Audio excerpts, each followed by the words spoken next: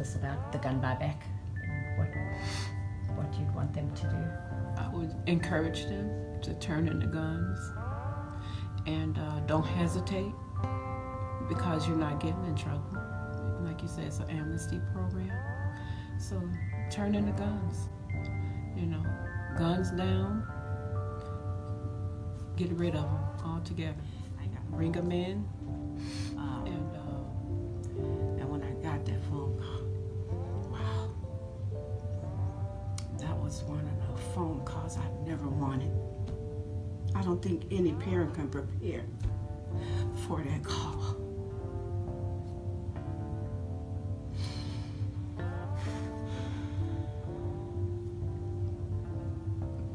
I'm sorry. And I'm saying to myself, are you sure? Not my baby. Was murdered at 27 years old. So he had his whole life ahead of him. Yeah. He had went to jail, and he said, Mom, when I come out of here, I'm gonna make you proud. He went to jail for marijuana. He had to do a year or a year and a half. It was something like that.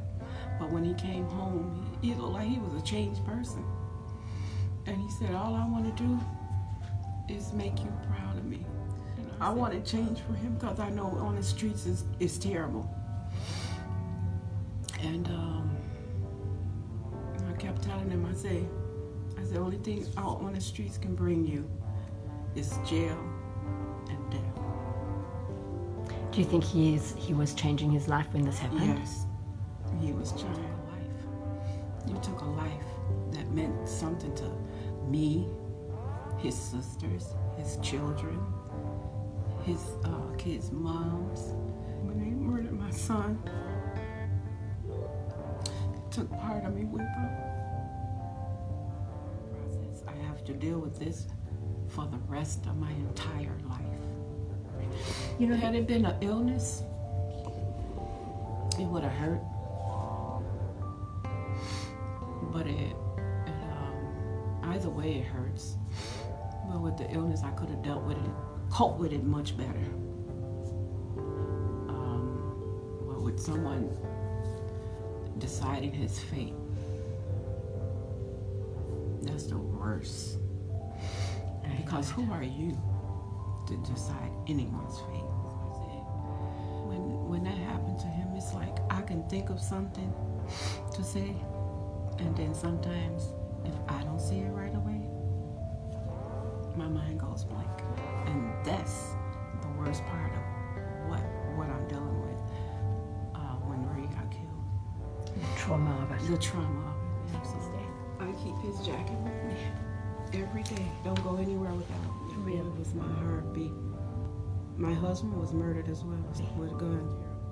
In Evanston. I've dealt with a lot, and a lot of people always tell me, they say, wow, Katherine, you're strong. I said, I have no other choice. Anybody that don't have anything, he'll give you. Like those guys that murdered him. Had they said, I need, he would have gave them. But don't take nothing from him. He didn't like if somebody tried to take something from him, because he's going to defend himself. But you can't defend yourself against a gun. You can't. You can't. So I think they need stiffer laws for guns. That I do want to say. Those kinds of things. Okay, it's going to be at Christ Temple Church, which is at 1711 Simpson, where the Reverend Kenneth Cherry is pastor. It's going to be June 9th. The time is 10 o'clock to 12:30 p.m.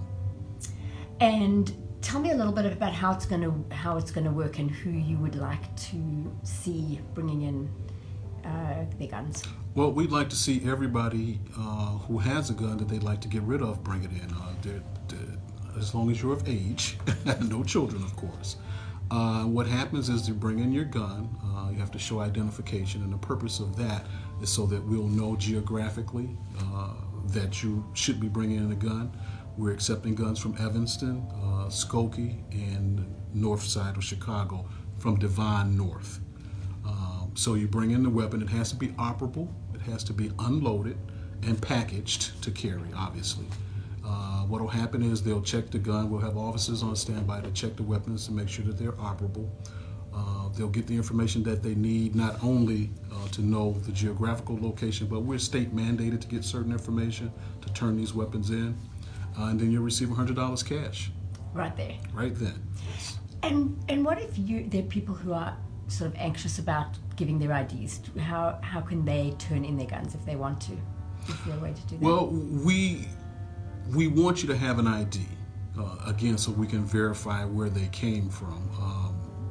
This is an amnesty program, so there won't be any arrests. We won't be doing any background checks.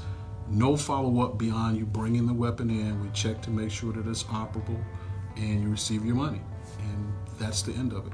And this isn't the first time that we've done this, and I would imagine that there's no way for anybody to go back and check, but I can say 100% that there weren't any arrests made in the previous occasions when we've done this. So while I know that some people may be somewhat apprehensive about it, it really is as simple as bring in a working firearm and we'll give you $100. And maybe if you don't have an ID and you want to get rid of a gun, you can give it to somebody who does have an ID. Sure. That's an easy way to do it. Give it to someone that you know that has an ID. They bring it in. If you trust them to give you the $100, and there you go. How many guns do you want to get? What's your goal? I don't think it's a good idea to have a goal. I don't think there should be a number. The goal in actuality is for people to be safe. And so however many guns we get, that's the goal. Because inevitably what we're trying to do is prevent that gun from being used in a crime down, at some point in time.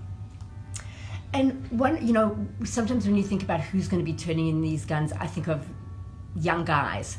But who else could benefit from turning in a gun? Who else might have a gun that they don't want?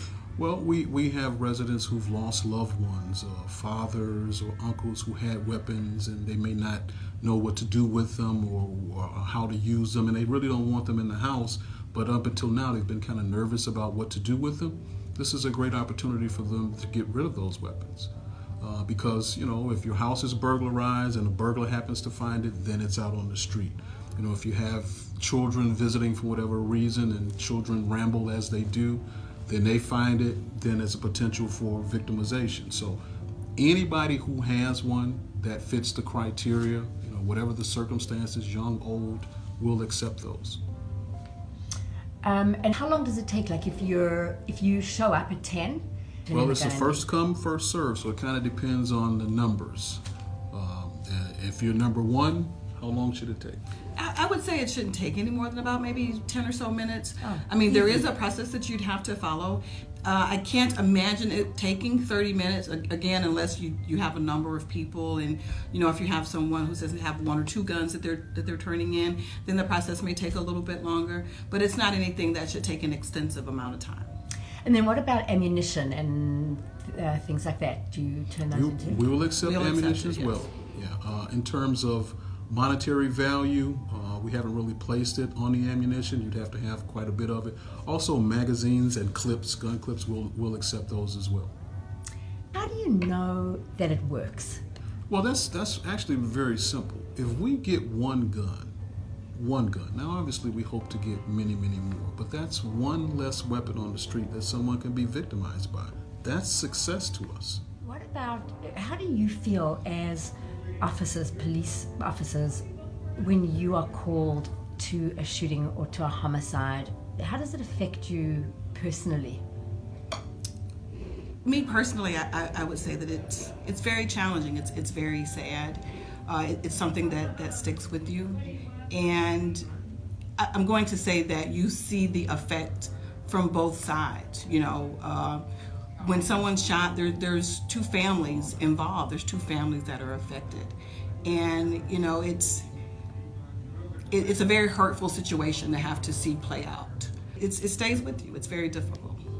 And I agree with Officer Jenkins. It's a sad situation, and I don't even go beyond the families that are affected. The neighborhoods affected, the city, the towns affected, the country's affected. I don't think any of us today can say that we're not touched when every day in the news there's another shooting, someone else has been harmed, because we can always relate whoever it is that the victim is to someone that we know, someone that we love. So it's a broad brush effect. It's not just the victim and the victim's family or the shooter and the shooter's family. It affects everybody. And it's sad. I mean, we're trained and we're prepared for that, but it doesn't get any easier. Every time it hurts. And I think that's true too. I think people think that because you're a police officer that you may not be personally affected by it. So just because it's not my family doesn't mean that I'm not bothered by it. You know, just because it's not someone that I may have a close relationship with doesn't mean that it's not someone, you know, it doesn't mean that it's not a situation that I'm not affected by, because I think Encourage them to turn in the guns, and don't hesitate, because you're not getting in trouble.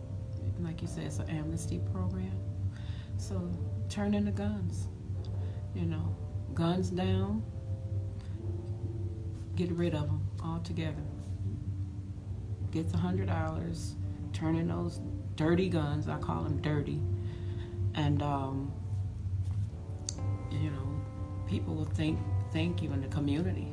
You know, people all in general will thank you just for doing it. Just come forward and turn them in. That way you're saving lives, you know.